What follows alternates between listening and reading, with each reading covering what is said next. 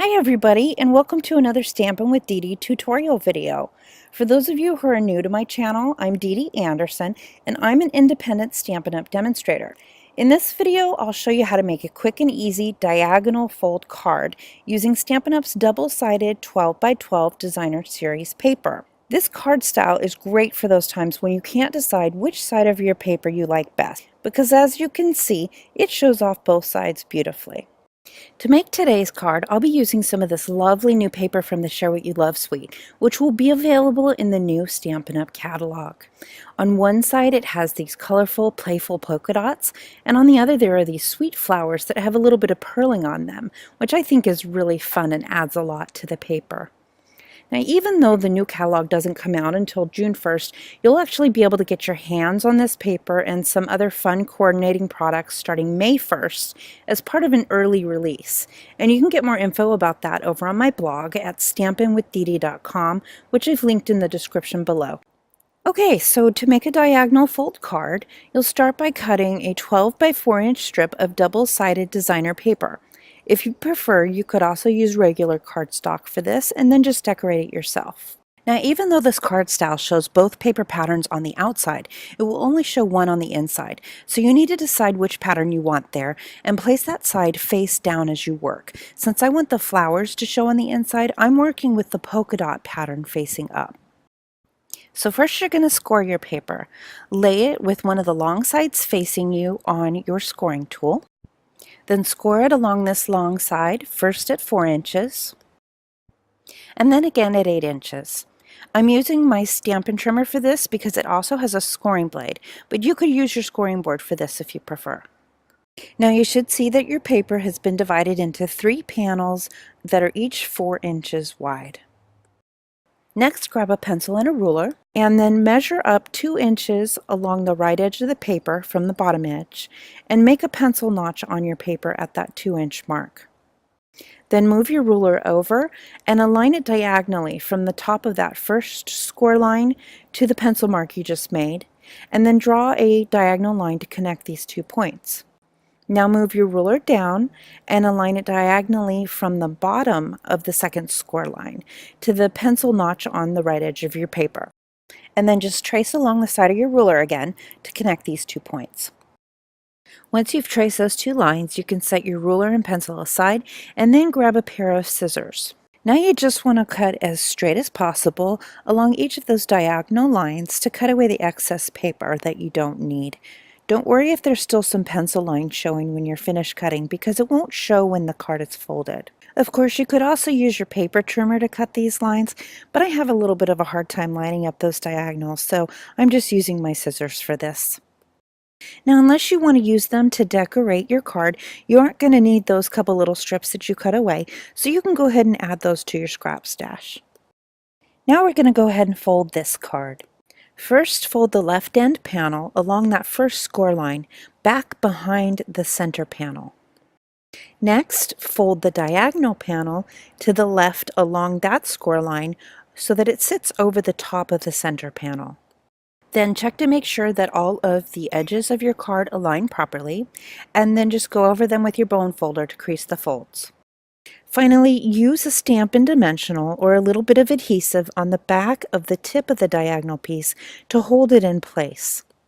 Now you have a 4 by 4 inch square card with both paper patterns displayed on the front of the card in a fun diagonal design. Inside, you'll have just one pattern, but you can decorate a bit here too if you like to add some of the other paper pattern as well. I like to add a little plain colored cardstock to the insides of my diagonal fold cards. This gives me space to stamp or write messages. Plus, since these cards are just made of designer paper, the cardstock gives them a little extra support. Then I just top that with a little strip of the other paper pattern to tie the whole card together. If you do this, you just want to be careful to make the paper small enough so that they don't show through that cutout area on the front of your card. I find that a 3 3/4 by 2 1/4 inch piece of cardstock and a 3 3/4 by 1/2 inch strip of designer paper work perfectly for this. Of course, you'll want to decorate the front of your card too. To finish off this one, I'm going to use some stamps and embellishments from the Share What You Love suite, along with some coordinating colors of inks and papers. To start, I'll stamp the thank you sentiment from the Love What You Do stamp set in rich raspberry ink on some Whisper White cardstock. Now the sentiment is linear, but I want it to be stacked on my card, so I'm going to stamp it first on the cardstock and let the ink dry and fiddle with it a little bit, and then I'll fussy cut it out before I add it to my card. Next, I'll stamp this little trio of blossoms from the Love What You Do set in raspberry ink on the inside of my card, and then also set that one aside to dry. Normally dye ink dries pretty quickly, but I find that the reds and purples, like this rich raspberry, can take a little bit longer. So while that ink is drying, I'm just going to put together some of the other elements for my card.